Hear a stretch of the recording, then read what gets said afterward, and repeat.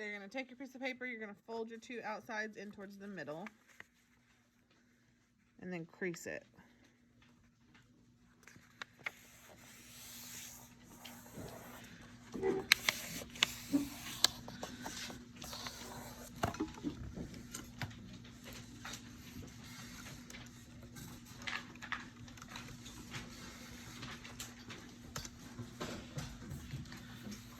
Okay, then we're going to open it back up.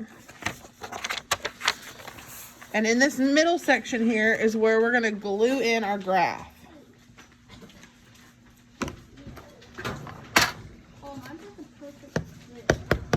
It should be just about the perfect fit. Okay, you want it right about in the middle.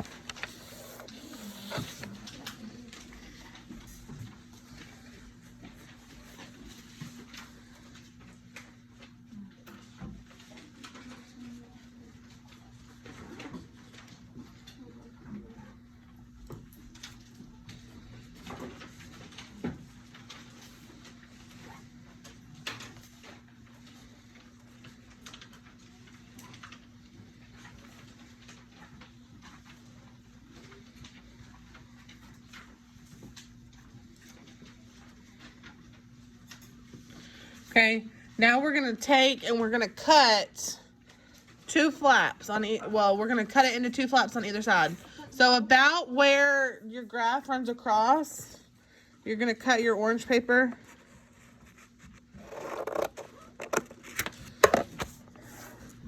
So like this. So like when we open each flap, we want one section of this graph. That makes sense? And then you're going to do the same thing on the other side. So I just kind of line my scissors up with my...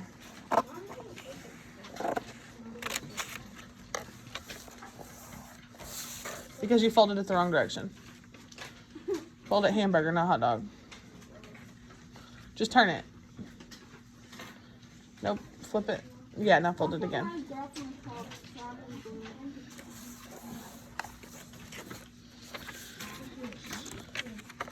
So you should kind of get these perfect little sections where you section off one section of the graph with each flap.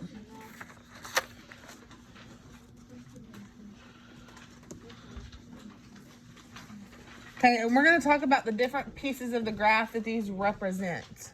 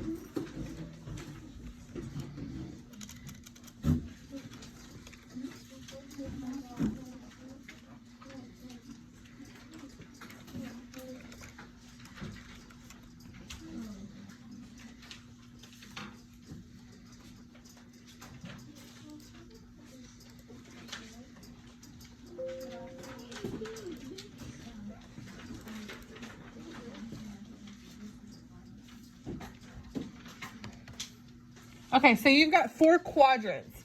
Each of these sections is called a quadrant. Quadrant 1, Quadrant 2, Quadrant 3, Quadrant 4, okay? These are represented by Q1, Q2, Q3, and Q4, and they're in Roman numerals. So Q1 is the section of the graph that you're used to, this top right section. So on the outside of these flaps, so we're going to glue our different labels for that.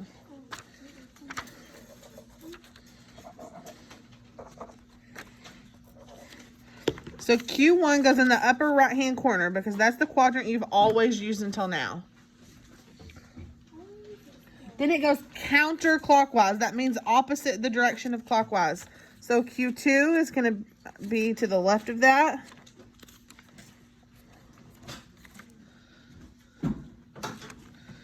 Then Q3 is below that. And we end up with Q4 down here in the bottom right.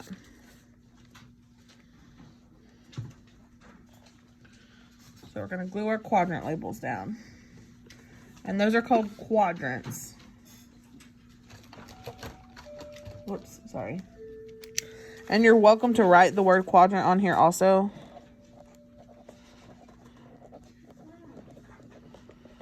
If that helps you remember.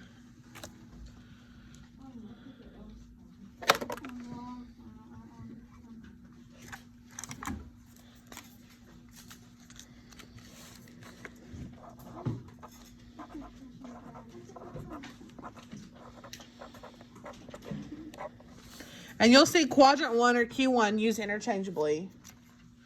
Okay, but it means the same thing.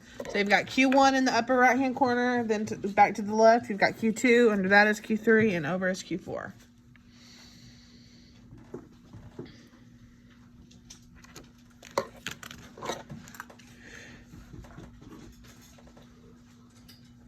Okay, open this up. So now when we open up our graph, we've got a couple of different things we're talking about. The first thing we're going to talk about is something that you guys have done last year, which is the x-axis and the y-axis. I'm sorry, I keep hitting this drawer and there's a doorbell thing in the drawer. Okay, so which of these lines is the x-axis and which one is the y?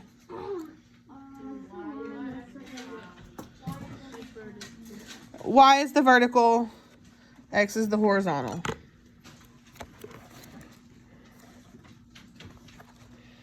Okay, so somewhere kind of close to those, put the labels for them. And a trick that I kind of tell people is when you look at the capital letter X and Y, only one of them has a vertical line running through it, right? So when you look at Y, the stem of the Y is an up and down line, yes? Well, the stem that runs up and down, or the line that runs up and down, we could actually make this into a big Y. See it? There would be the top, and then there would be the bottom. That's going to be our y-axis.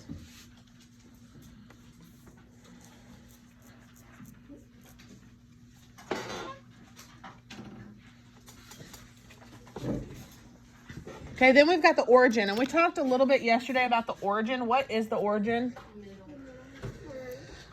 The very middle. We're going to actually glue our origin down here at the bottom because we're going to write a little thing about it. But the origin is the exact middle. Now, what I mean by the middle is the point where the x and y axis intersect each other or cross each other. Because technically we could draw this graph with the origin down here or in a different spot based on where we drew the graph, correct? And what I mean by that is, I'll show you on a separate piece of paper, or I'll just show you on the back. You don't have to write this, just look. If we had drawn our graph like this, well, the origin's no longer in the middle of the graph here. Now it's kind of in this bottom corner, but it's still at the point where those two axes intersect each other. Does that make sense? So the origin is the point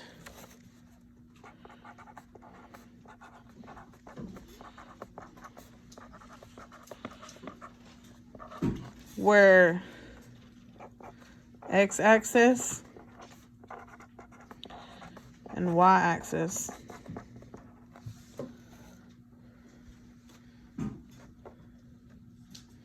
intersect.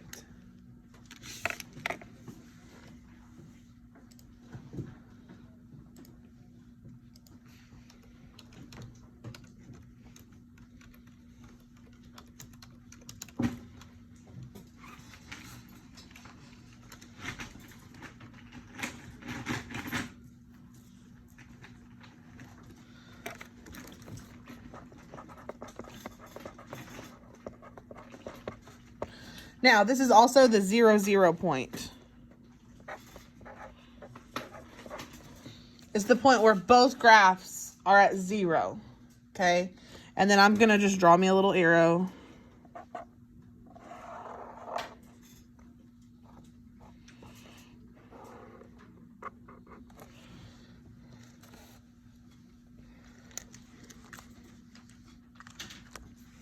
to show that's what I'm talking about.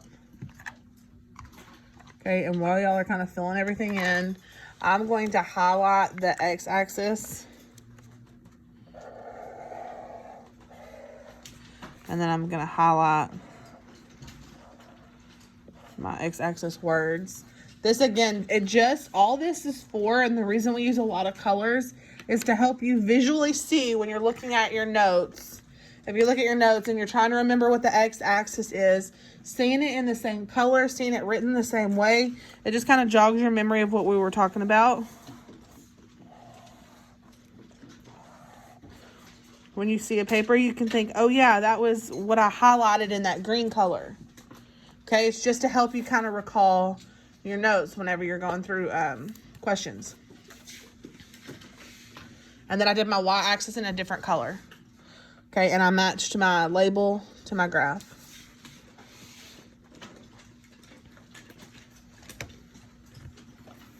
Okay, and then up at the top, I'm going to glue this little x comma y.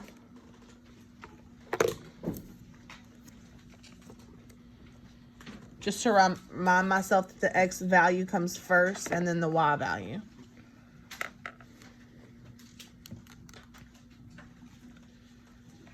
Then I want you to go through and we're going to label each axis of the graph up to 5. So we know the 0, 0 point is in the middle. So if I'm labeling along the x-axis, I'm going to go this direction to 5. So I'm going to label this 1, 2, 3, 4, and 5. So what's to the left of 0? Negative. Right, -1, -2, -3, -4, and -5. Then the same thing on the y. I'm going to go up 1, 2, 3, 4, 5. And then I'm going to go down -1, -2, -3, -4, and -5.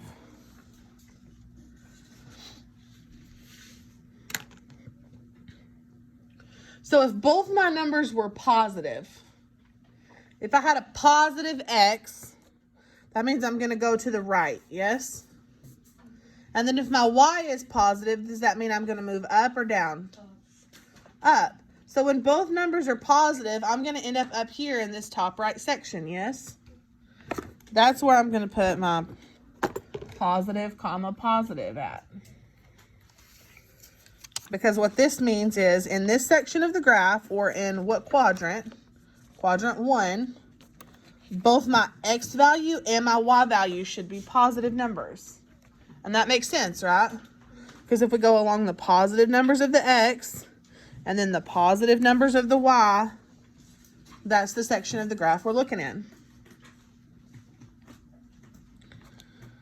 Now, moving over into quadrant 2, my x numbers would be what? Negative, and my y values would be positive. So that's where I'm going to glue that negative, comma, positive. And be sure that you don't get this one mixed up with the positive, comma, negative.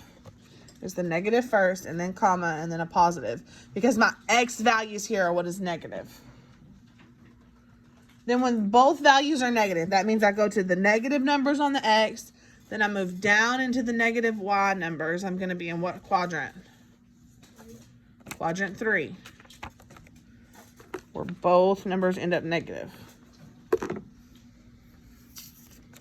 So that would be a negative x number, comma, and a negative y number.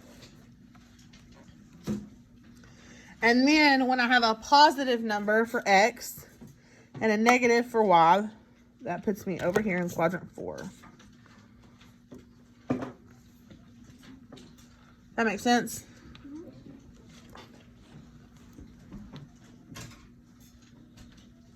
It's just really telling us what values are positive and what values are negative. And we could have figured this out. We could have chosen a number and then checked it, right? Okay, so let's graph a couple of these just to kind of see. Let's start with, I'm going to write it over here in quadrant 1 because it should be in quadrant 1. 4, 2. That means I move along the 4 on what? The x or the y? The x. And then I go to the 2 along the what? the y, and that point would be right here. And I'm going to call that point A. And what I mean by that is I'm just going to put an A on it on the graph.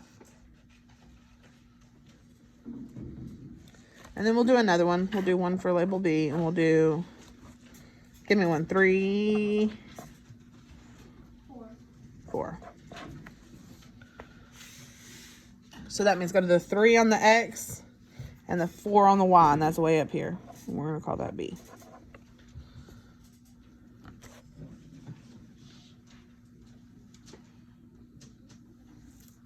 And you can see how both numbers are positive numbers, right?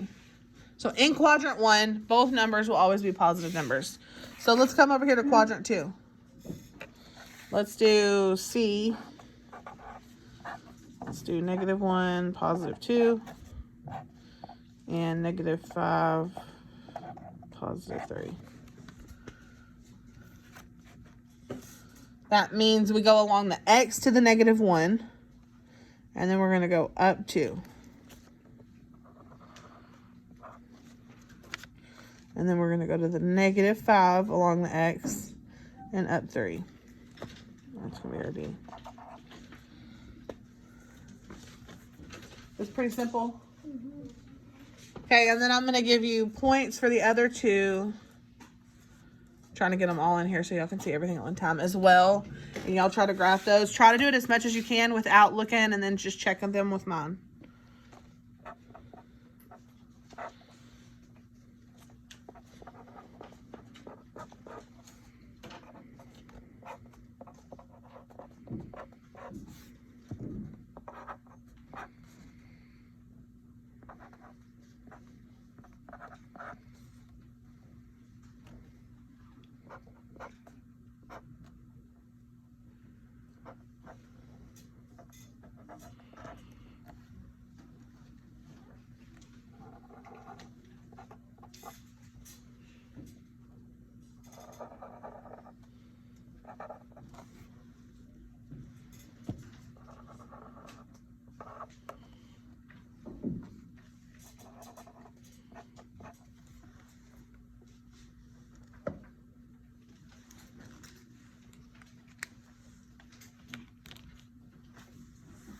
And that should give you 8 different examples of points on this graph.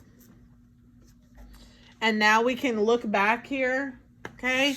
And you can tell me which quadrant something was in. Easy enough? Okay, you're going to glue this into your OMG when you get done.